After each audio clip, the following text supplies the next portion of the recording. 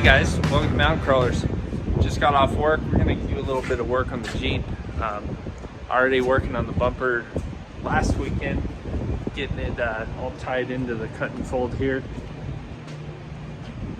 So you'll see that I have some markings here. We're gonna add in some flush mount pods. Act as reverse lights, but they can also individually be turned on with a switch. It's going to make it really convenient with how dark my tint is, and the spare tire carrier should make this thing way easier to back up in the woods at night. So let's get to it. So these pods are made by Nightlight. You can get them on Amazon, about 20 bucks for two. Couldn't beat the price on that, and the reason why I went with something so cheap and going in the bumper, I didn't want to worry about putting a really expensive light in there and then smashing a rock in there. If it breaks, then I'm out a $10 light, and I can just order another set. It's not gonna break the bank. They also provide this really nice template, so you don't have to do any guesswork really. Just center it up on the bumper. But let's get to cutting.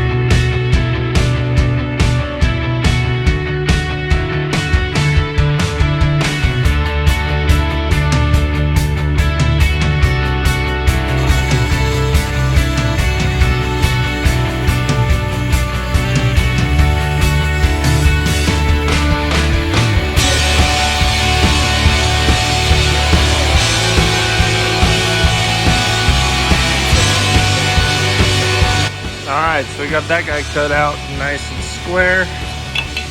Almost lost her. Gonna cut out the other one, do it off camera, and then drill the holes.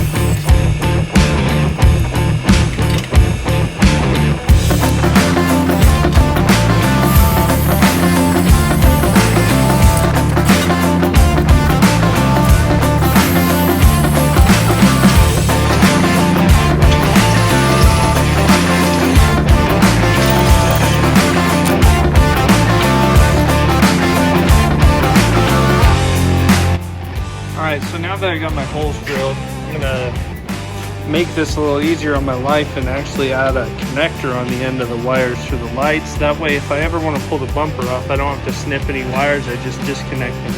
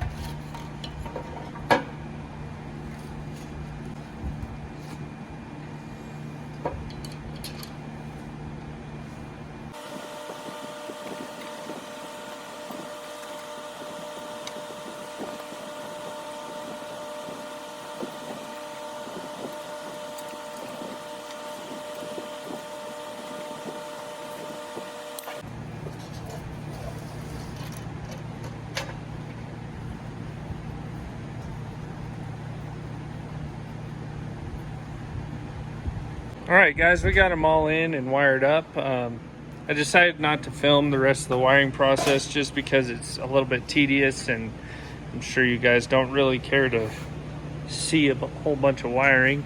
But I went ahead and tied it into the reverse light switch underneath on the transmission, and also into the aux beam switch panel. We're slowly filling it in, guys. Just gotta get some more accessories and keep adding on. Tied her up into the fuse box for the aux beam switch panel, of course. It was a fairly simple job. Let's see how they work. All right, we'll go ahead and turn the key on, and aux beam, that's turned off right now. Let's go ahead and just throw her in reverse.